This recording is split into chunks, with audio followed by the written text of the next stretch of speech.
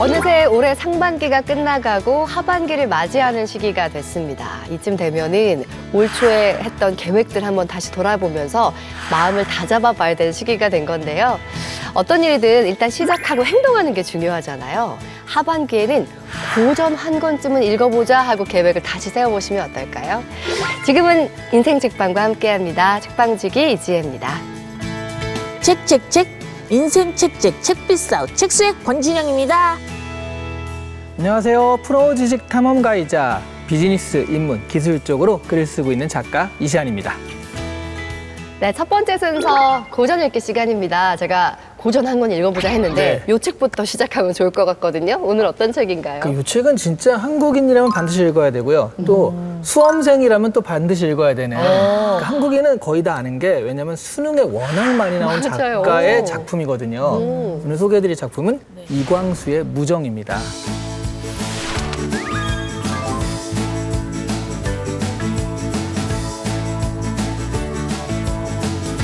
춘원 이광수라고 하면은 좀 논란이 많은 인물 아닌가요? 네. 한국사에서 뭐 친일파로 알려지기도 했고. 사실 친일파가 맞거든요. 네. 그 행적이나 이런 거 친일파가 맞는데도 네. 교과서에 이렇게 계속 나오는 건 워낙에 성취가 뛰어나서요. 도대체 어떤 포인트가 그런지 특히 이제 이 대표작 무정에 잘 나타나 있거든요. 이걸 살펴보면서 춘원에 대해서 알아보도록 할게요.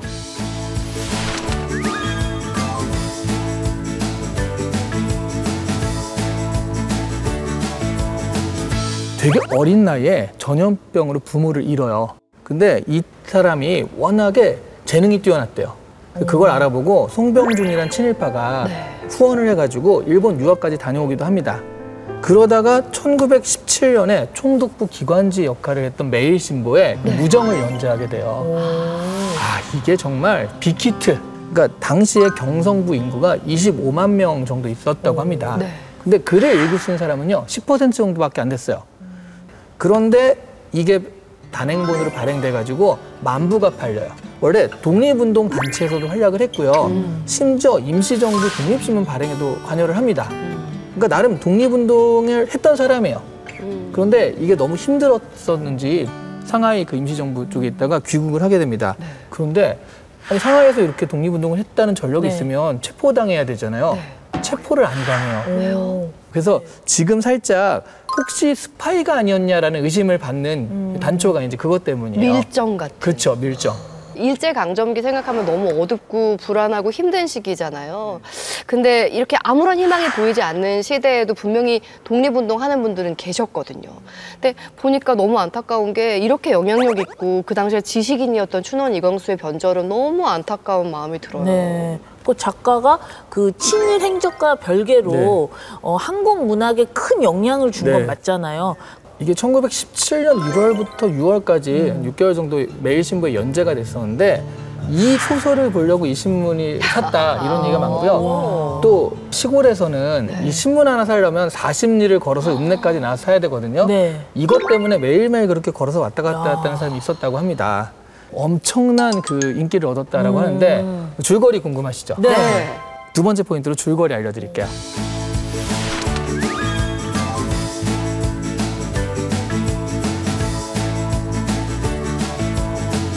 그러니까 영어학교 교사인 이영식이라는 사람이 주인공이고요. 이 사람이 김장로의 딸 김선영, 그러니까 신여성이죠. 이 사람을 개인 지도하면서 이제 서로 약간 연애 감정이 싹트게 됩니다. 근데 이 이영식한테는 원래 그 아버지들끼리 야, 너 크면은 우리 딸과 뭐 결혼시키자 뭐 이런 거 있잖아요. 정혼했구나. 그렇죠. 그런 사람이 있었어요. 박영채라는 사람이 있었는데 이 박영채 아버지가 그 박진사였었는데 이 사람이 투옥이 됐습니다. 그래서 이 영채가 아버지를 구하기 위해서 기생이 돼요. 돈이 필요하니까. 근데 또 나름 절개를 지키기 위해서 또 몸을 팔진 않고 기생 역할만 하는 그런 식으로 이제 말하자면 구여성과 신여성 두 명이 그 삼각관계라고 할 수 있어요. 예. 삼각관계가 나와요. 그렇죠. 와. 예. 근데 이때 이 영채한테 흑심을 품었던 사람들이 있거든요. 이 사람들이 영채를 겁탈하게 됩니다.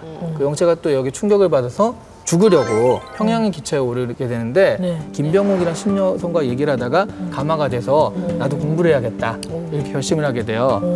그 영채가 또 사라졌으니까 영채가 죽은 줄 알고 그 이영식은 그냥 그 원래 그 선영이랑 같이 유학을 떠나기로 되는데 그 기차에서 영채랑 같이 만나게 돼서 3명이 또 가게 됩니다. 어머. 이야. 그다음 그 기차가 수해 현장에 도착을 해가지고 연착이 돼요. 거기서 우리 수재민을 돕기 위해서 성금을 모금하자. 그래서 음악회, 자선음악회 같은 걸 해가지고 성금을 모금하면서 끝나게 되는, 유학 가는 기차 안에서 그렇게 끝나게 되는 그런 그 줄거리였습니다.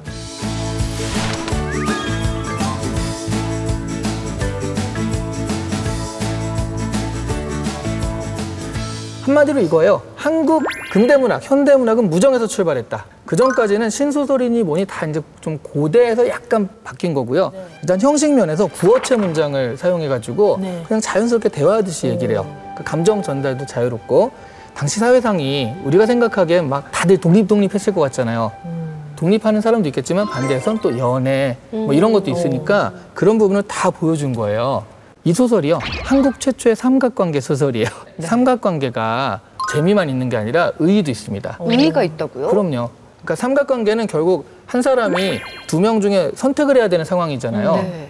여기서 이 형식이가 고민하는 건 구여성과 신여성이잖아요. 그러니까 그 당시에서 가령 머리를 자를 것인가 이런 것도 사실은 구시대 습관을 따를 것인가 신시대로 변혁할 것인가, 이것 때문에 굉장히 골치 아프던 상황이 있잖아요. 네. 이 구여성을 선택할 것인가 신여성을 선택할 것인가, 이거 자체가 그 당시 고민인 거예요.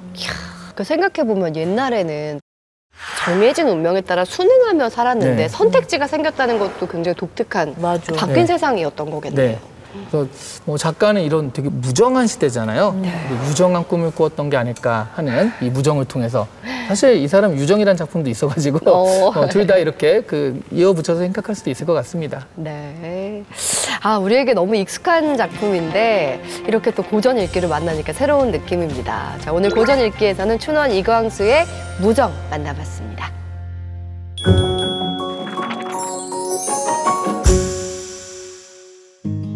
책과 인생 이야기 함께하는 인생 책방, 오늘 모신 주인공은요, 이 한마디로 표현이 될 것 같아요. 글 쓰는 의사, 작가이자 응급의학과 전문의 남궁인 교수님 모셨습니다. 어서 오세요. 잘생겼다. 반갑습니다.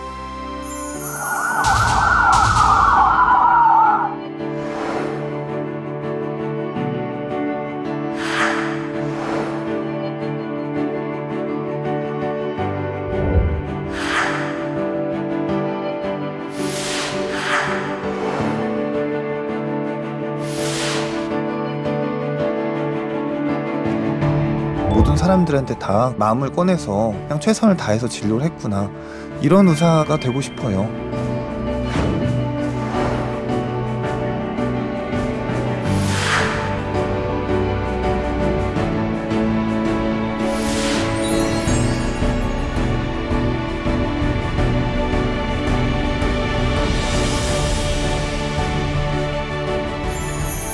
아니 뭐 교수님을 모셨다고 했는데 너무 청년 대학생 같은 분이 맞아요. 나오셔가지고 반갑습니다. 배운 줄 알았어요, 그냥. 그러니까요.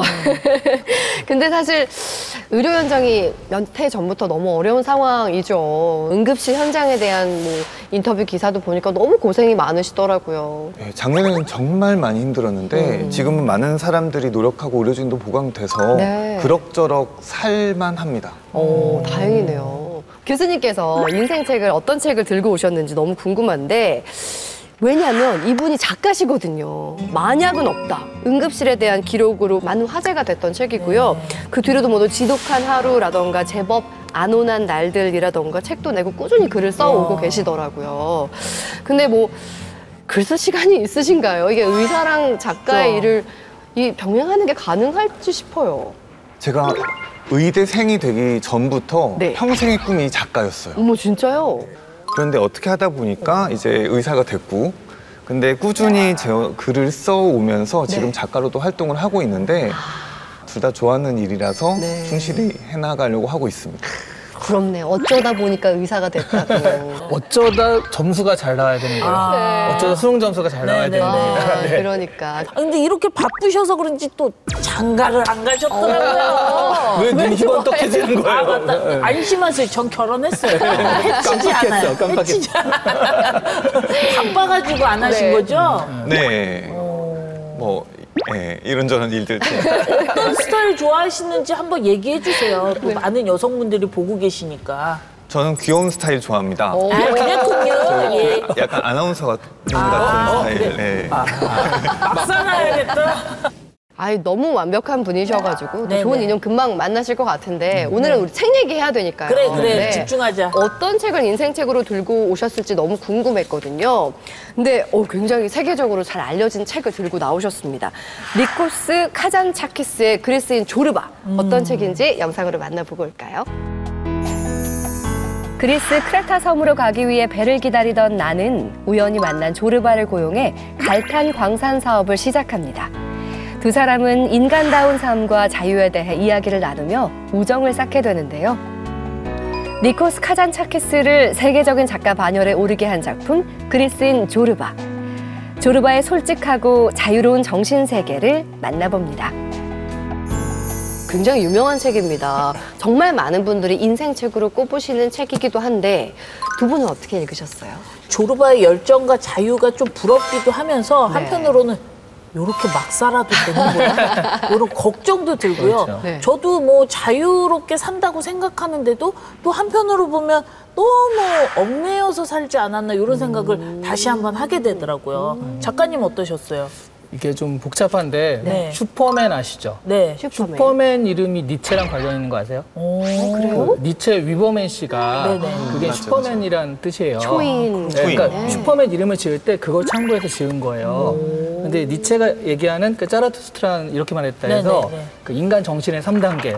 그래서 낙타, 제일 하원 그 밑에, 네. 그 다음이 사자, 그리고 어린이거든요. 그래서 니체가 얘기하는 3단계 어린이의 모습을 형상화한 게 조르바예요. 그래서 니체를 생각하면서 이걸 같이 읽어보시면 네. 되게 재밌어요, 생각보다. 그러니까 왜 이렇게 막 살아? 네. 어린이가 좀 막 살잖아요. 그래서 니체를 같이 좀 생각하면서 읽으면 되게 재밌는 책으로 읽을 수 있습니다. 이번 책은요, 2018년도에 새롭게 번역된 책이거든요. 근데 이 책의 띠지를 제가 봤는데, 네. 아니, 우리 작가님 이름이 있어요. 추천사를 쓰셨더라고요. 우와. 제가 읽어드리면, 삶에서 멀어져 있다고 느낄 때마다 조르바를 찾았다. 그 사이에 이 책을 10권쯤 사서 남의 책장에 하나씩 꽂았다. 이 새벽, 불멸의 대작과 한 점 같은 내 생을 떠올리니 마음이 터질 것 같다. 이렇게 감상평을 남겨주셨습니다. 그러니까 남의 책장에 꽂았다는 건 선물했다는 의미이시죠? 그만큼 네, 맞습니다. 같이 나누고 싶은 게 많으셨던 정말 사랑하는 책인가 봐요. 네, 제가 고전을 조금 삐딱하게 보던 시기가 있었어요. 제가 의대를 다니면서도 시인이 되고 싶어서 그중에서도 오랫동안 시인 지망생이었거든요. 그래서 와. 시를 쓰려고 네. 호주에 가서 호주에서 방을 전세 내서 거기서 시와 대화를 하러 가요. 세상에. 그런데 거기에 제가 인생 처음으로 그리스인 조르바를 들고 갔어요. 그때가 벌써 20년 전쯤 됐습니다. 네. 이 책을 봤는데 너무 큰 충격을 받았어요. 너무 자유롭잖아요. 슈퍼맨, 네네. 초인. 저는 지금 의대라는 어떤 구속에 묶여서 네. 근데 이제 자유롭게 살고자 작가가 되고 싶어서 여기 먼 땅까지 와 있는데 이 조르바가 완전 자유의 헌신인 거예요. 전 세계를 돌아다니면서 많은 사람들 만나고 자기가 하고 싶은 일을 하면서 현재 충실하면서 살아가는 거예요. 그래서 너무 큰 충격을 받고 뭐 의대를 떠나거나 그러진 못했고 이렇게 의사가 되었지만 평생 어떤 영감을 주면서 이제 그 뒤에 이제 작가가 되어서 또 영광스럽게 추천사를 쓰게 됐었습니다. 그래서 또 약간 비하인드가 있는데 제가 이 책을 너무 남의 책장에 많이 꽂아서 이 방송을 준비하려고 찾아봤더니 한 권 없는 거예요. 지금. 어머, 네. 마지막 한 권까지 다 꽂아버렸어요. 하나도 사셨군요. 그래서 네. 새로 사서 읽고 왔습니다. 아, 그러시군요. 그만큼 마음속에 자유에 대한 갈망이 있으신가 봐요. 나의 롤모델로 조르바를 생각하시는 건데, 자, 어떤 이야기들이 담겨 있을지 궁금합니다. 지금부터는 우리 응급의학과 전문의 남궁인 작가님의 책과 인생 이야기 키워드를 통해서 살펴보겠습니다. 자, 첫 번째 키워드는 바로 자유의 대명사 조르바입니다. 캐릭터가 굉장히 강렬하더라고요. 뭐 자유의 상징, 뭐 대명사처럼 지금까지 많은 이들에게 이제 여겨지는 그런 인물이라고 할 수가 있는데, 일단 조르바가 어떤 인물인지 책 속에 소개된 부분과 함께 좀 설명해 주시면 좋을 것 같아요. 네, 거의 뭐 광인에 가까울 정도로 자유를 추구하는 그런 분이죠. 처음 만났을 때 이 조르바는 이제 60대 마르고 손가락이 하나 없는 거예요. 그래서 조르바 왜 손가락이 없어? 이렇게 물어봤더니 내가 한때 도예에 미쳐 있었다. 근데 도자기를 만들다가 손가락이 하나가 불편해서 그냥 잘라버렸다. 안 아팠나요? 물론 아팠죠. 네. 하지만 내가 좋아하는 일 위해서라면 어쩔 수 없었다. 그리고 산투리 전문가로 나옵니다. 이란의 전통 악기인데요. 산투리 명인에게 직접 찾아가서 내가 배우겠다고 하고 1년간 거기서 먹고 자고 살면서 배웠다. 그 후로 이 산투리와 함께 나는 완전히 자유로워졌다. 이렇게 얘기를 해요. 또 많은 분들에게 회자되는 자유의 그 장면이 있는데 네. 이 극중 조르바가 너무 체리가 먹고 싶었대요. 체리가 너무 먹고 싶어라고 갈망을 하다가 돈을 훔쳐서 체리를 잔뜩 사와요. 그래서 거의 토할 때까지 먹은 다음에 됐다. 이제 난 체리로부터 완벽히 자유로워졌다. 그리고 평생 이제 체리가 더 먹고 싶지 않아졌답니다.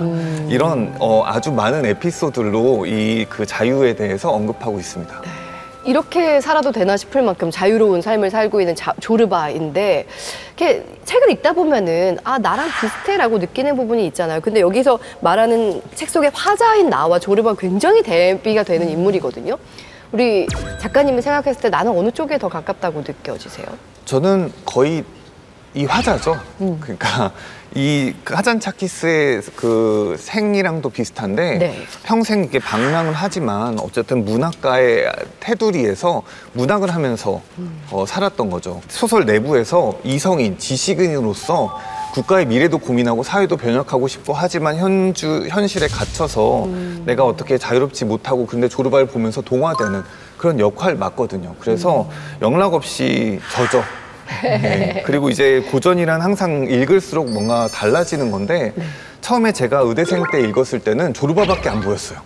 이 나가 안 보였습니다. 그냥 우와 자유롭다라고 생각을 했는데 네. 이 책을 제가 평생 한 10번쯤 읽었는데 읽으면서 계속 나에 가까워져요. 제가 나이가 먹어갈수록 위치가 변할수록 그런 것들도 제가 인생 책으로 꼽는 이유이기도 합니다. 그렇군요. 근데 보통 이렇게 서로 완전 반대되는 사람한테 끌리잖아요. 네. 그래서 여기 이 주인공 나도 조르바한테 끌린 건데 근데 막상 그런 사람이 가까이 있으면 또 짜증나기도 하지 않습니까? 그럴 것 같아요. 약간 대책이 없잖아요. 어떠셨어요? 민폐도 그런 민폐가 없죠. 거의 뭐 그냥 사업하러 간다고 해서 여자를 만나서 돈을 다 써버리고 그냥 술을 막 무작정 마셔버린다든지 약간 경제적으로 방탕해서 조르바가 그렇게 능력이 있는데도 모은 게 하나도 없어요. 민폐 중에 민폐인데 이제 그 자유로운 영혼을 말하자면 카잔차키스가 캐치해서 멋있게 포장해서 써내고 있는 것 같기도 하죠. 아 근데 세상에 이런 사람이 어딨어 싶긴 한데 너무 놀라운 게 이 조르바가 작가가 실제로 만났던 실존 인물이라고 하더라고요. 이시안 작가님 좀 설명 좀 해주세요. 작가가 30대 때, 그러니까 1917년에 실제로 항구 노동자였던 기오리고스 조르바를 만나서 실제로 탄광 사업을 함께한 경험이 있다고 합니다.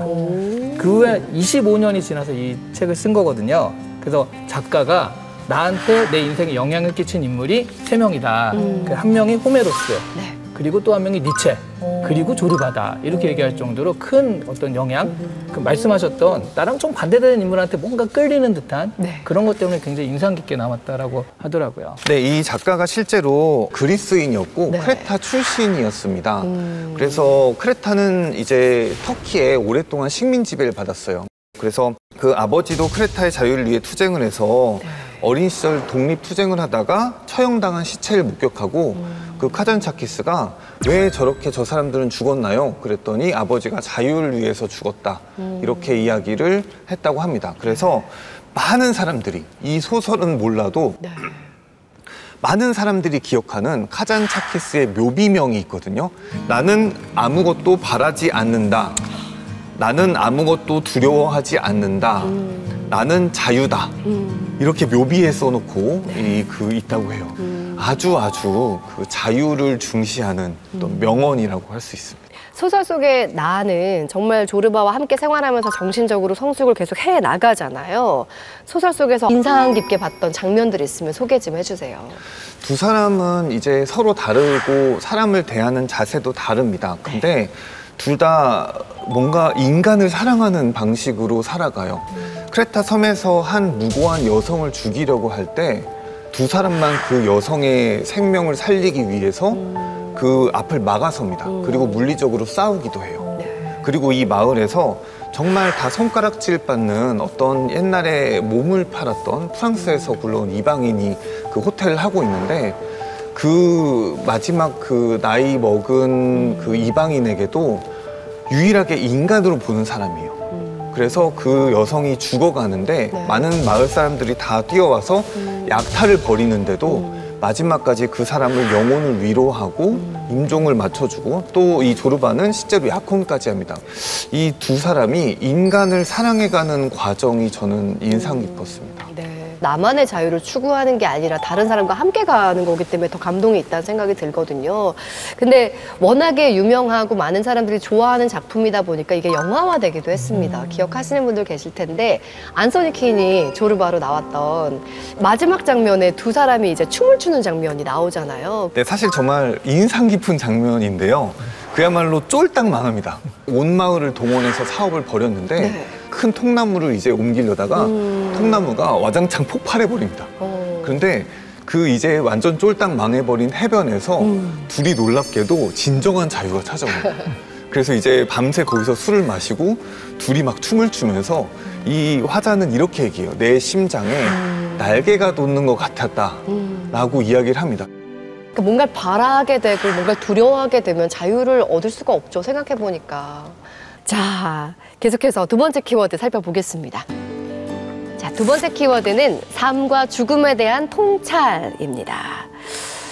조르바는 현재 오늘의 삶에 굉장히 충실하고 그렇기 때문에 매일 새로운 삶을 사는 사람이라는 생각이 좀 들거든요.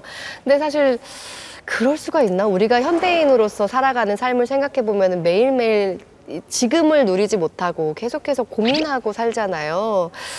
뭔가 집중하지 못한다는 느낌 안 받으세요? 저는 사실 오늘 이걸 하고 있으면서도 저녁 때 뭐 해야 되는데 계속 이렇게 잡생각이 많이 들거든요. 네. 오늘 저녁뿐만이 아니라 내년에 뭐 하지?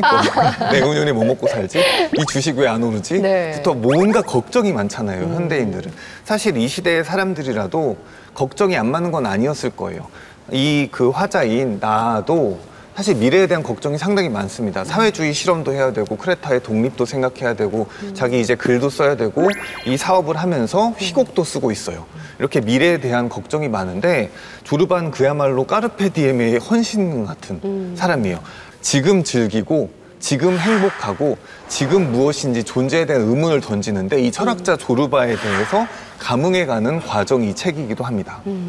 그게 딱 어린아이 같은 마음인 것 같아요. 우리 아이들 생각하면 너무 해맑잖아요. 어제 엄마한테 혼나서도 오늘 아침에 너무 신이 나고 내일 당장 시험이어도 지금 당장 너무 행복하고 이런 아이들의 모습이 조르바의 모습 그대로이지 않을까 하는 생각을 하게 되는데 이 책의 마지막 편지를 통해서 이 조르바의 마지막 순간이 등장을 합니다. 근데 읽으면서 죽는 순간까지도 조르바답다라는 생각을 했거든요. 저는 이 호주에서 맨 처음 읽었을 때 네. 이 마지막 죽음이 너무너무 인상적이어서 1년 동안 이 조르바의 죽음 장면을 거의 복기하다시피 하면서 살았습니다. 사실 그때 저는 한 명도 죽음에 대해서 본 적이 없었어요. 그래서 어떻게 사람들이 죽어가는지 몰랐는데 지금은 너무 지나치게 잘 알게 되었지만 마지막에 조르바가 유언을 한 다음에 내가 이대로 누워서 죽을 순 없다라고 생각하고 갑자기 죽음을 맞기 전에 일어납니다. 그래서 창문으로 다가가서 내가 이제 쓰러져서 죽지 않기 위해서 손톱으로 창틀에 이제 박아요. 내가 눕지 않기 위해. 그 다음에 마지막 말을 남깁니다. 나는, 나 같은 사람은 1000년을 살아야 되는데 지금 내가 해본 게 정말 많았지만 못 해본 것도 너무 많아서 죽기 아쉽다는 말을 남기고 이 보스에게 싼투리, 자기가 가장 사랑하던 악기를 남기고 죽게 됩니다. 삶이란 참 그런 것 같아요. 우리가 죽음을 아직 경험해보지 못했지만 죽음 앞에 섰을 때 우리 삶을 어떻게 더 살아야 하는가를 좀 느끼게 되잖아요. 근데 특히나 작가님 같은 경우는 의사로서 죽음을 너무 자주 가까이에서 보게 되시잖아요. 그렇기 때문에 아직 젊으시지만 어떻게 살아야 하는가, 어떻게 죽어야 하는가에 대한 고민도 많이 하실 것 같아요. 죽음이 저에게 정말 많은 교훈을 줍니다. 저는 출근하면 거의 저희 권역에서 한 분쯤은 안타깝게도 돌아가셔요. 근데 병원에서 입원해 있다가 돌아가시는 경우가 아니라 응급실로 실려온 죽음이다 보니까 갑작스러운. 거의 이 사회에 갑작스러운 죽음은 제가 다 담당을 하고 보게 됩니다. 그러면 이제 자연스럽게 이렇게 조르바적인 생각을 할 수밖에 없어요. 현재를 누리는, 현재 내가 지금 죽어도 안타깝지 않게 하루를 충실하게 살아가는 게 어떤 죽음이 주는 수많은 교훈 중에 하나가 아닐까 생각하게 됩니다. 근데 이건 진짜 개인적으로 궁금한데 네. 의료의 과목, 진료 과목들이 사실 죽음을 직접 마주치지 않아도 되는 과목들도 많잖아요.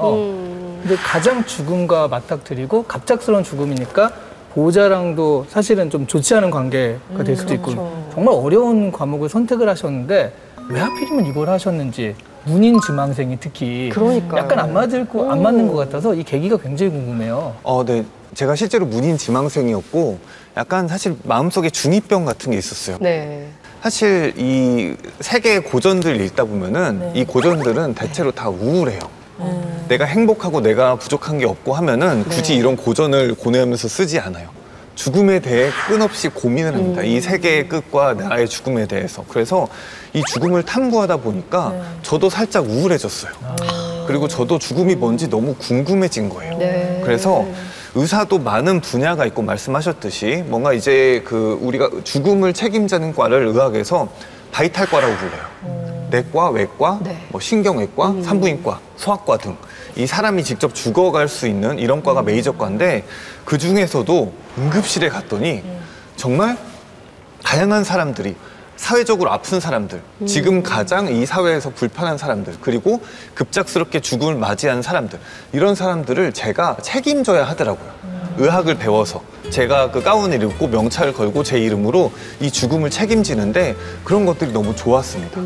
그래서 죽음이 무엇인지 내 평생 끝까지 탐구하고 알아내자라는 생각으로 응급의학과에 지원하게 됐고 뭐 한 2달쯤 일하다 보니까 다음 생에는 피부과 같은 거 하자.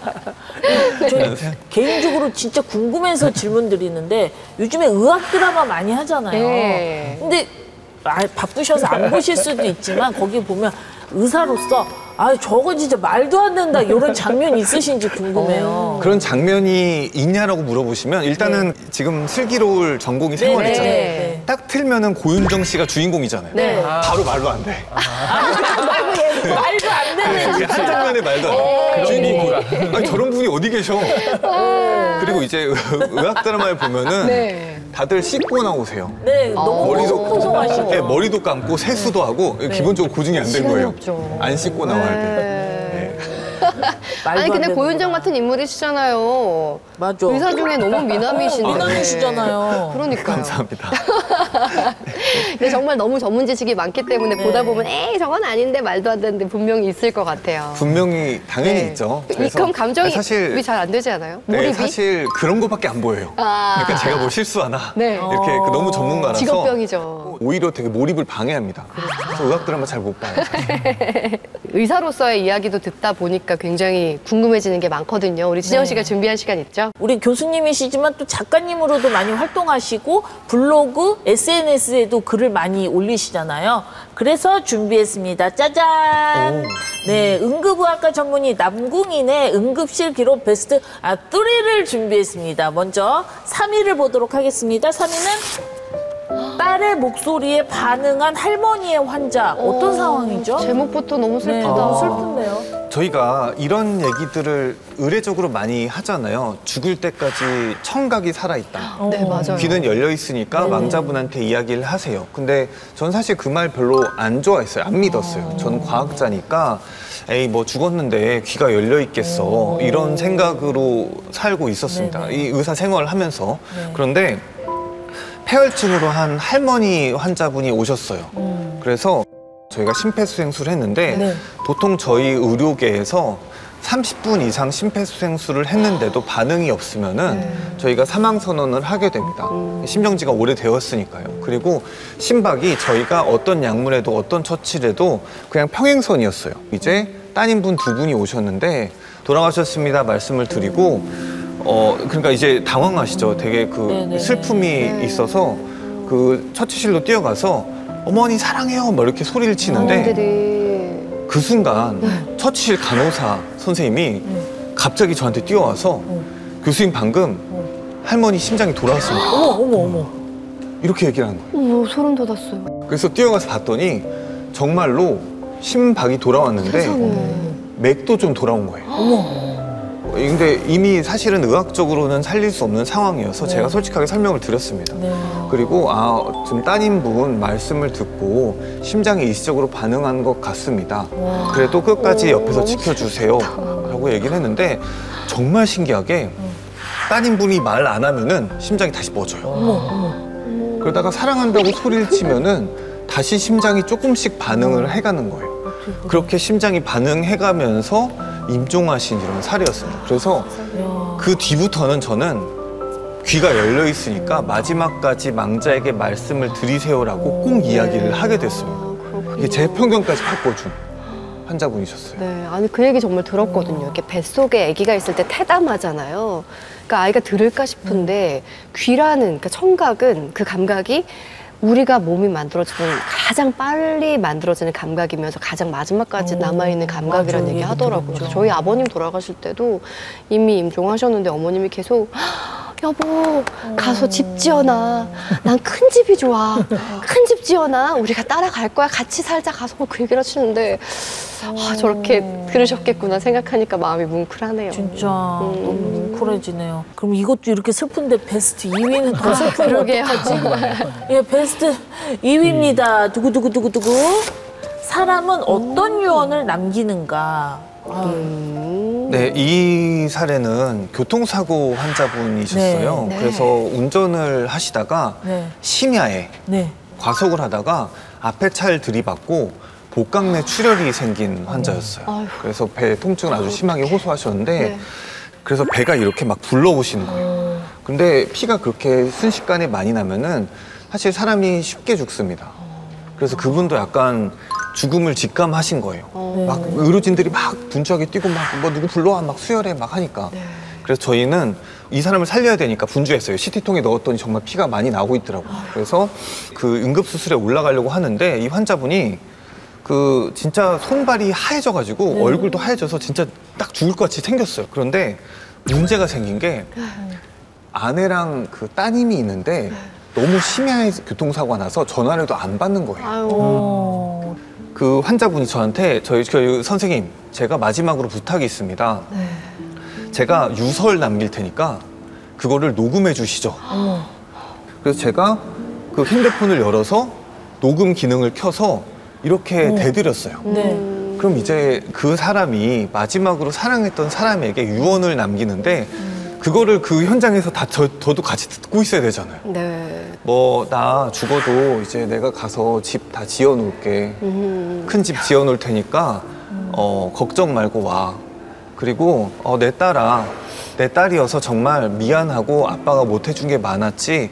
이렇게 아빠 없이도 씩씩하게 잘 살아가 이런 얘기를 딱 57초 걸렸어요.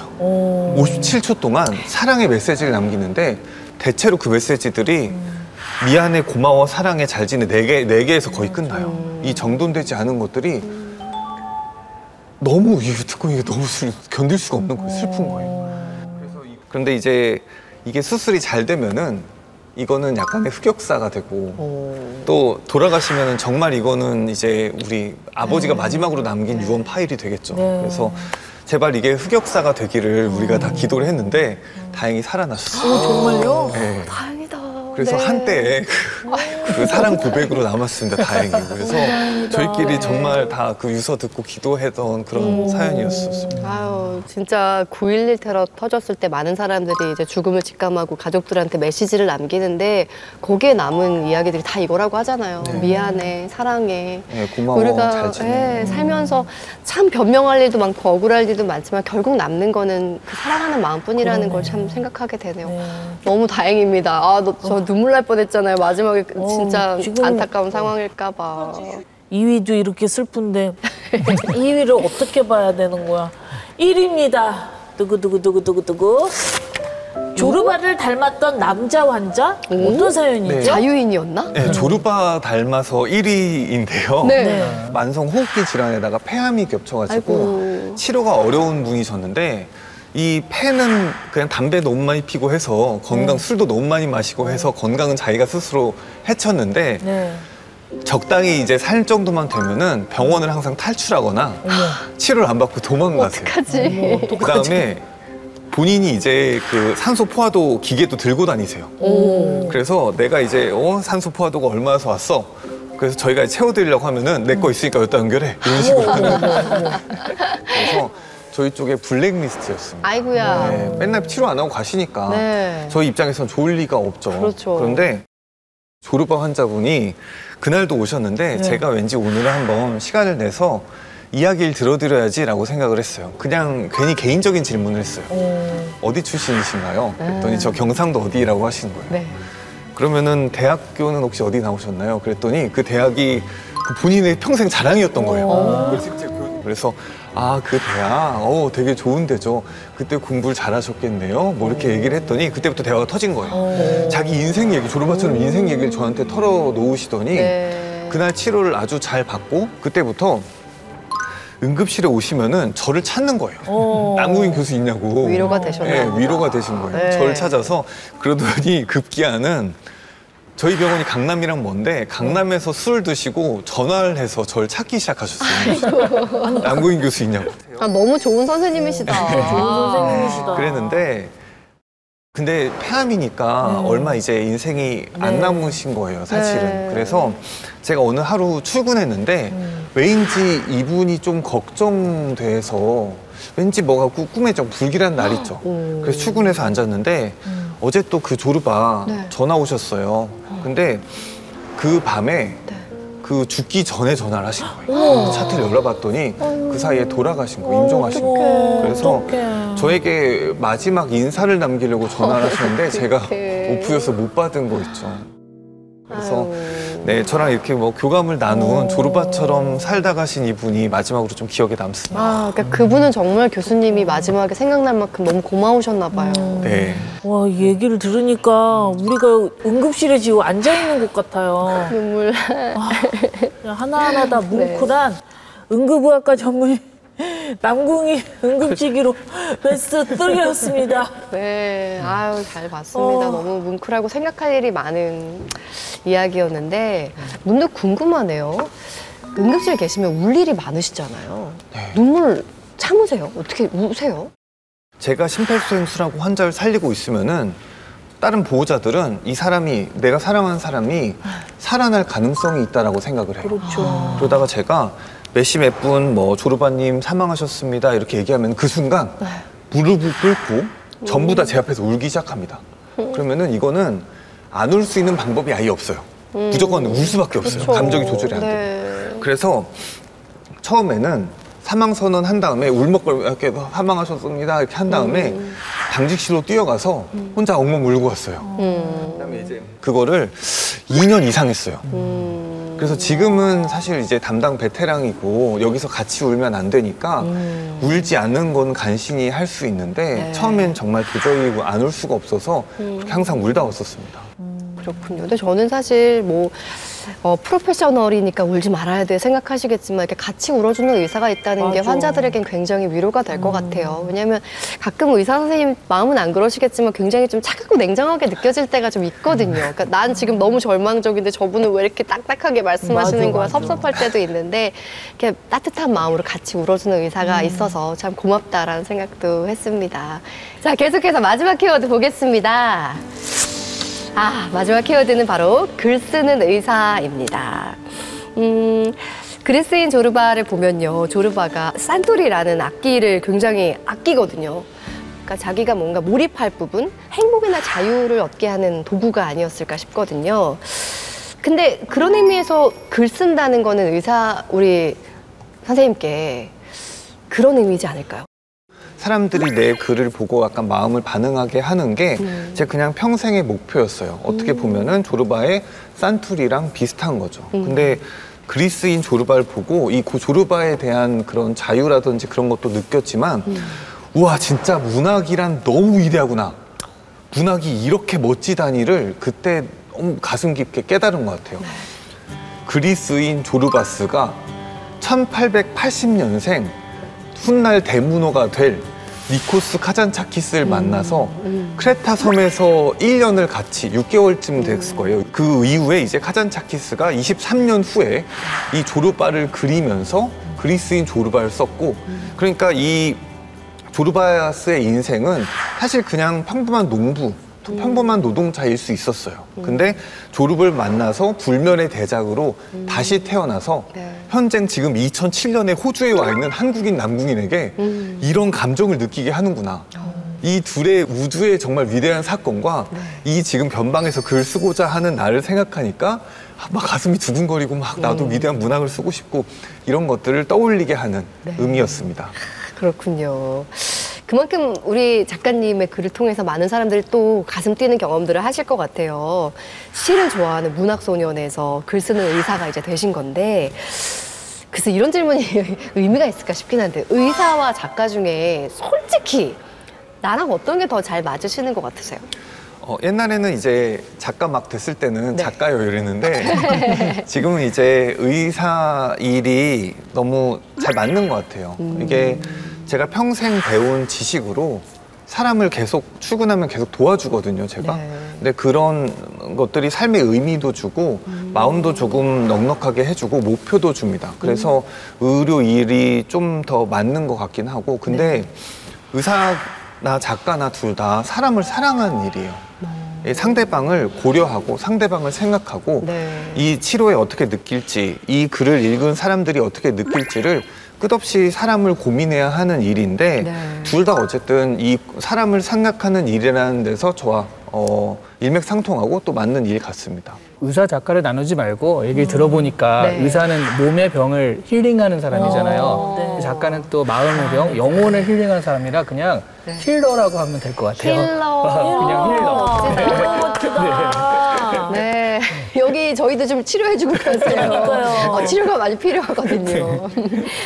아, 근데 지금까지는 에세이 많이 쓰셨잖아요. 근데 얼마 전에 보니까 중증외상센터도 의사분이 쓰신 글이더라고요. 다른 장르의 글 쓰실 생각은 없으세요? 네, 안 그래도 힐러로서 제가 한 5년 정도 교양서를 준비했어요. 교양서요? 의학 교양서를. 그래서 현장에서 이제 환자를 진료하면서 이 의료 지식이 교차해서 사람들에게 몸이라는 우주에 대해서 쉽게 설명하는 글을 5년 동안 준비해서 다음 달에 나옵니다. 그래서 이 방송이 나갈 때쯤 아마 출간돼서 여러분들이 읽어보실 수 있을 겁니다. 와, 좋습니다. 응급실에 사인 받으러 한번 가야겠습니다. 영광입니다. 기대가 됩니다. 자, 오늘 그리스인 조르바를 통해서 많은 이야기 나눠봤는데 이 책을 어떤 분들이 읽고 어떤 점 느꼈으면 좋겠다 좀 정리해 주실까요? 네, 이 불멸의 고전은 사실은 모든 연령에 다 맞는 그러니까 젊은 사람들은 조르바와 자신을 이입할 거고 점점 나와라든지 이런 사회 시대라든지 많은 것들 더 알아가게 될 겁니다. 그래서 그냥 내 절 연령에서 내가 지금 무엇 하고 있나 고민될 때 내가 어디 있나 걱정이 될 때 무엇을 하고 살아야 할까 고민이 될 때 찾으면은 조르바가 아마 답을 알려주지 않을까 생각합니다. 아, 좋습니다. 진혁 씨 오늘 남궁인 교수님과 함께 했는데 어떠셨어요? 의사 선생님을 좀 더 한 발 가까이 가는 그런 느낌을 받은 것 같아서 굉장히 유익한 시간이었던 것 같습니다. 좋습니다. 그래도 우리 아프진 말아요. 그래, 환자로 아프지 만나지 말자. 않았으면 좋겠어요. 건강하자. 건강해요, 여러분. 이재한 작가님 마지막으로 추천평 부탁드릴게요. 이 조르바를 인생책으로 뽑으시는 분들이 굉장히 많아요. 근데 이분들의 공통점을 보면 보통 직장인들 많으시고 아니면 조직이나 또 큰 책임감을 가지고 계신 분들. 자유하지 못한 분들. 이 자유함이 너무 부러운 분들. 하지만 자유할 수 없는 그런 분들이 많아서 생각해보면 이거는 자유가 정말 필요한 사람들이 읽으면 너무 좋겠다. 대리 체험을 할 수도 있고 이걸 통해서 내가 또 그 어떤 지향점을 가질 수도 있으니까 지금 마음이 좀 답답한 사람이거나 갈 길이 안 보이거나 이러신 분들은 조르바를 한번 읽어보시면서 앞으로의 방향성을 찾으면 좋겠다 추천을 드립니다. 네. 매일 죽음과 맞닥뜨리면서 어떻게 살아야 하는가를 고민하는 그리고 어떻게 살리는가를 고민하는 우리 의사 선생님 남궁인 작가님과 함께 했는데요. 아, 정말 말씀하셨지만 사람의 몸뿐 아니라 마음까지 치유하는 글 쓰는 의사로 오랫동안 함께 해주셨으면 좋겠습니다. 지금까지 응급의학과 전문의 남궁인 교수님과 함께 했습니다. 고맙습니다.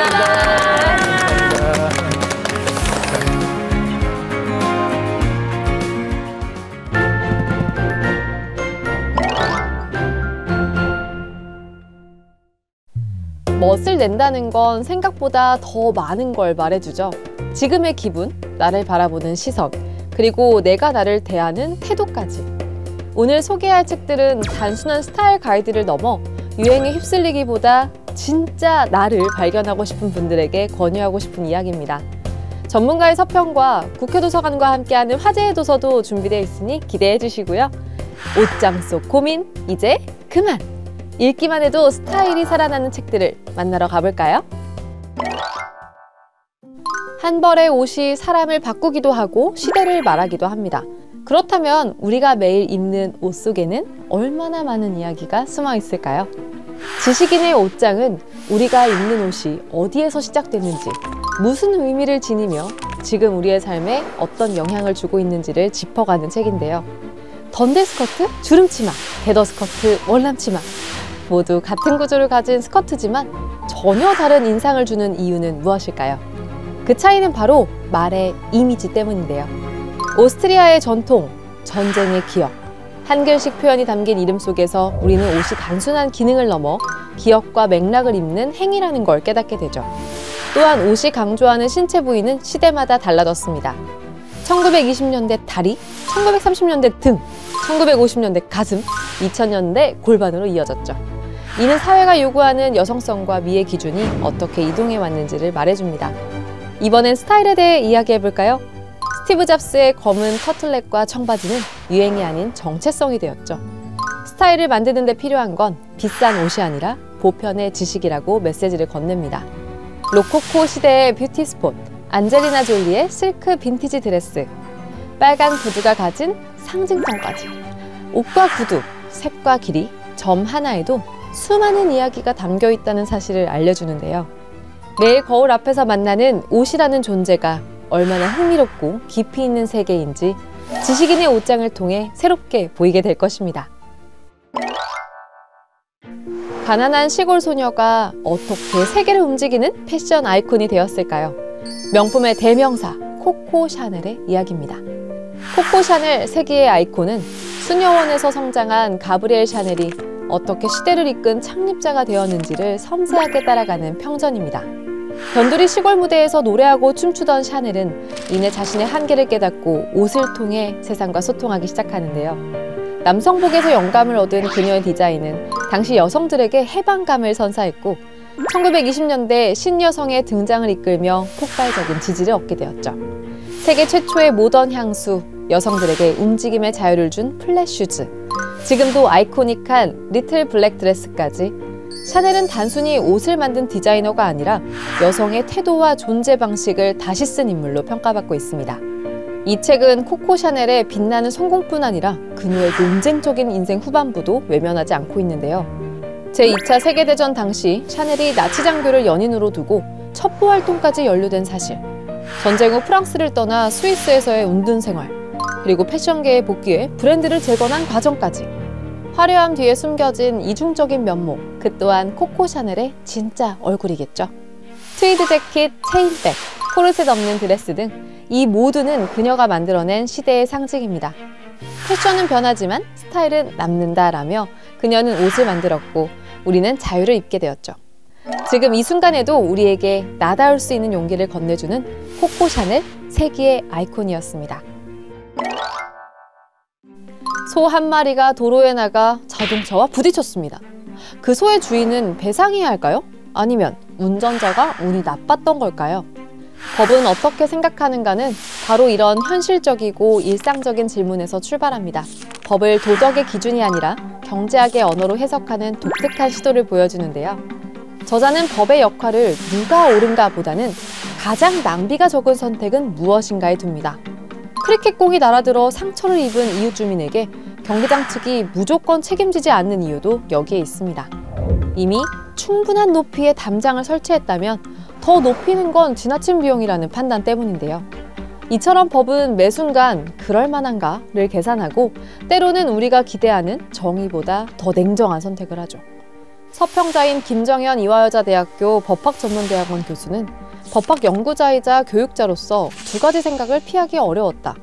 우선 법학도 다른 학문 분과와 마찬가지로 문제 해결 능력을 길러야 할 것이고 그러기 위해서는 한국의 법학자들도 분석의 수단과 도구를 발전시켜야 한다는 사명감 같은 것이 생긴다라고 의견을 내놓았는데요.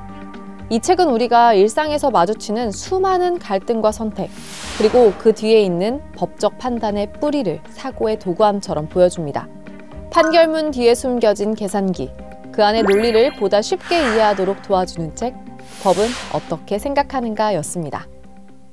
국회도서관과 함께하는 화제의 책, 첫 번째로 소개할 책은 이런 캠퍼스 투어는 처음이야입니다. 저자는 이대역, 홍대 입구역은 있지만 연대역은 왜 없는지 그 이유부터 시작해 MT 명소인 대성리가 어떻게 탄생했는지 등등 대학가의 이모저모들을 깊이 있게 다뤘습니다. 이런 캠퍼스 투어는 처음이야는 대학이라는 공간을 새롭게 바라보게 해주는 흥미롭고 유익한 지리 교양서입니다. 다음으로 소개할 책은 불현듯 록 발라드인데요. 록 전문가 3명의 저자가 각자의 경험과 시선으로 록 발라드의 세계를 풀어낸 책입니다. 책 속에는 다양한 가수와 그들의 노래가 등장하는데요. 각 챕터별로 노래에 얽힌 시대적 배경과 그 시절을 살아간 사람들의 이야기를 진솔하게 담아냈습니다. 마지막으로 소개할 책은 세계의 신들입니다. 망치를 휘두르는 북유럽의 토르, 사랑만 하면 비극으로 끝나는 그리스의 아프로디테, 심장을 저울에 올려재는 이집트의 죽음의 신 아누비스까지 전 세계 신화 속 신과 영웅들의 이야기를 일러스트, 무기, 가계도까지 정리해 보여주는 신화 입문서인데요. 신화가 낯선 분들도 어릴 적 로키에 빠졌던 사람도 이 한 권이면 전설 속 세상이 눈앞에 펼쳐질 겁니다.